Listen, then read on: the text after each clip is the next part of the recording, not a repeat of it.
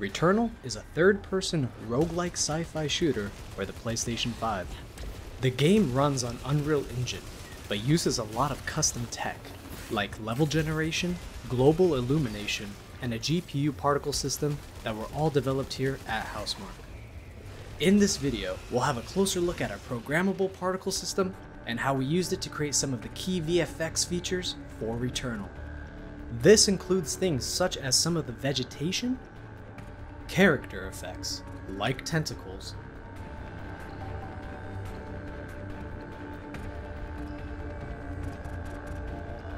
and volumetric fog driven by fluid simulations.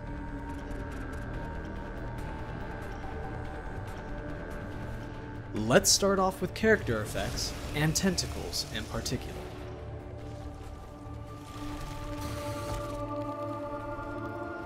Tentacles in Returnal are constructed from chains of particles. Our VFX engine allows particles to have parent-to-child relationships.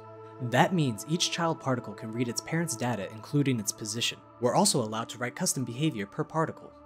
Here we give the first couple of particles some velocity and tell the rest to follow them. With the ability to customize the particle behavior and data, we can tell each particle to store its rotation as well. With position and rotation data available, we have enough information to create a smooth 3D surface between parent and a child particle. Let's make some of these particle chains follow a moving object. As the renderable surface is constructed per particle at runtime, we can easily modify their appearance in-game. Here, we make the particles switch to a different material and grow the chains longer and surface thicker.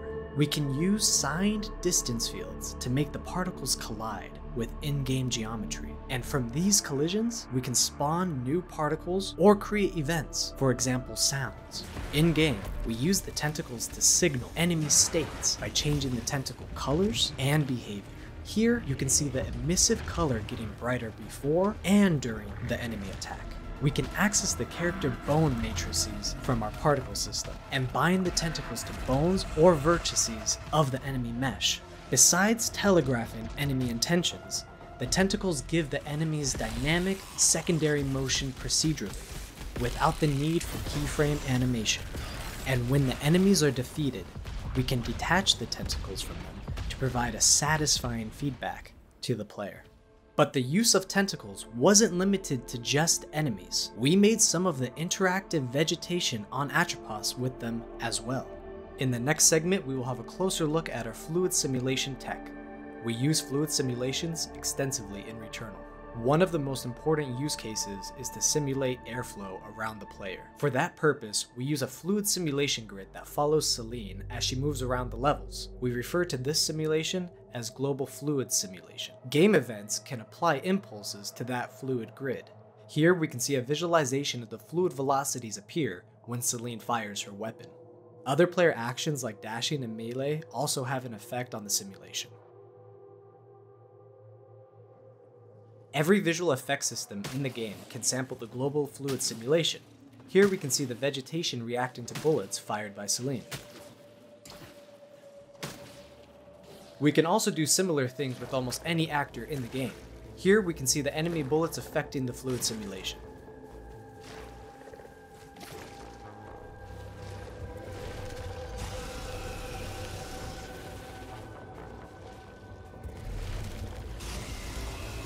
In Returnal, we use a lot of volumetric fog in our levels. The fog density can be affected with the global fluid simulation, making the fog more reactive.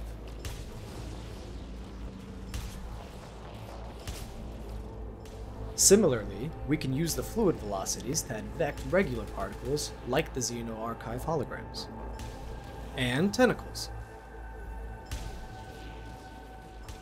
In some cases, we wanted to use more detailed fluid simulations. Like here, Freke has its own fluid simulation for the fog that is emitted from its skeletal mesh.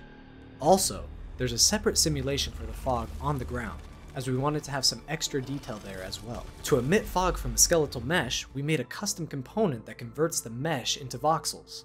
Each of those voxels can emit fog density, and VFX artists have full control of the emission logic on a per voxel basis. To make the fog look more interesting, we can ramp up the density amount and add turbulence into the simulation.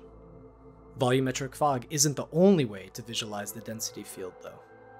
We can do isosurface extraction from the simulation data and give the effect a more solid appearance.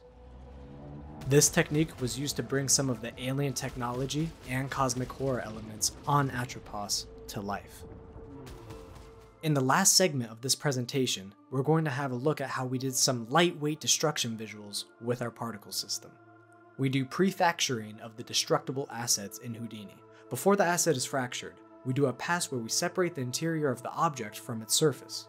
Here, the object on the left is the source mesh, the object in the middle is the fractured interior, and the object on the right is the fractured exterior. We export both the interior on exterior meshes from Houdini to Unreal Engine, using a custom format that allows us to retain information such as bounds and pivots. To keep things lightweight, we don't do RBD at all. Instead, everything is done via particle simulation.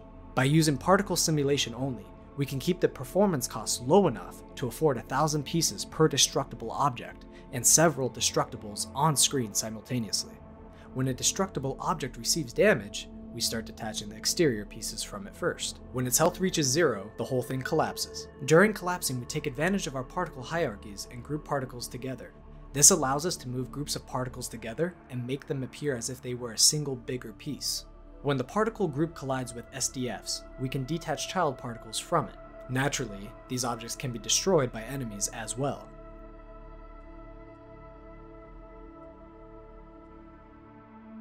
And we can use the tech to destroy some of our mechanical enemies.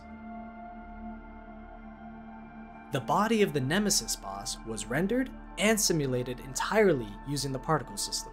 Per particle control of the pieces allowed us to animate them, based on where the player bullets hit. We also used a sparse fluid simulation and voxelizer for the Nemesis's head as well. In the later stages, we made the pieces move around by themselves to support the dreamlike atmosphere of the encounter.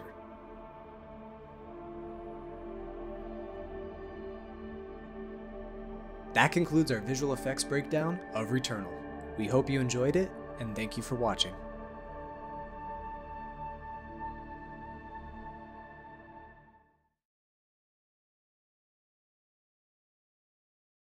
PlayStation